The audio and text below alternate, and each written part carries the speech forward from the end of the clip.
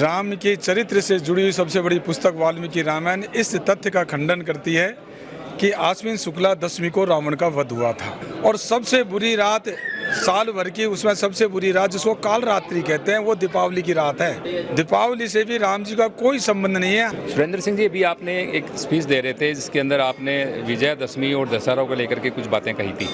क्या प्रकरण क्या पूरा? विजयदशमी को लोग भूल गए और विजयदशमी को भूल करके दशहरा रूप से इस पर्व को मनाने लगे, जबकि दशहरा नाम का कोई पर्व नहीं है। और दशहरा के दिन भी जो मनाने के पीछे जो तथ्य देते हैं वो ये है कि इस दिन रावण का वध हुआ था, जबकि राम के चरित्र से जुड़ी हुई सबसे बड़ी पुस्तक वाल्मीकि रामायण इस तथ्य का खंडन करती है कि आश्विन शुक्ला दशमी को रावण का वध हुआ था। इसके कई तथ्य हैं, जिसमें एक दो तथ्य मैं आपको बताना चाहूँगा।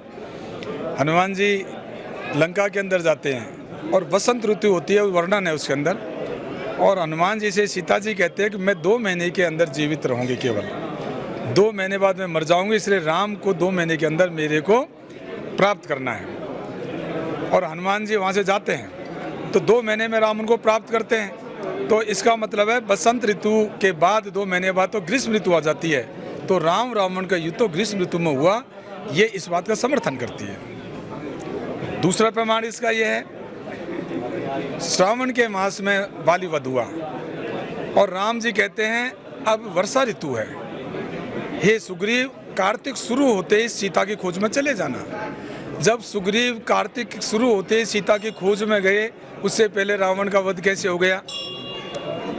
तो ये रावण का वध का खंडन वाल्मीकि रामायण में है। तो दूसरा ये भी है कि भाई दशहरा पे रावण को मारा और उसके बाद दीपावली पे वो घर आए, इसलिए दीपावली मनाई जाती है। तो इसका मतलब तो दीपावली से भी इसका कोई संबंध नहीं है राम जी का? दीपावली से भी राम जी का कोई संबंध नहीं है। हमारे जो धर्मशास्त्र हैं उनके अंदर 4 रात्रि बताई है, उनमें 2 अच्छी रात्रि हैं, 2 खोटी रात हैं। और सबसे बुरी रात साल भर की, उसमें सबसे बुरी रात जिसको काल रात्रि कहते हैं, वो दीपावली की रात है।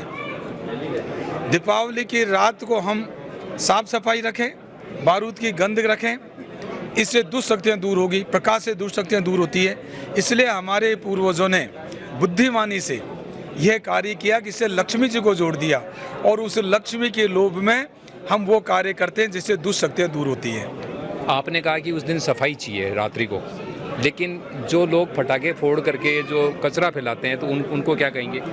ऐसा है, बारूद की गंध करना भी जरूरी है। अच्छा, घर के अंदर बारूद गंध हो, हम ये नहीं कहते कि आप इतने पटाखे चलाओ या उसका मिस यूज करें, लेकिन आपके घर के अंदर बच्चे फुलझड़ी पटाखे चलाते थे पहले।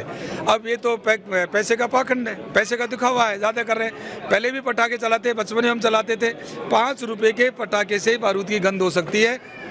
चलिए सुरेंद्र सिंह जी, ये दिवाली के बारे में हो गई। अब ये बताइए कि विजयदशमी आखिर है क्या, पर्व क्या है? अति प्राचीन काल से विजयदशमी क्षत्रियों का सबसे महत्वपूर्ण पर्व है।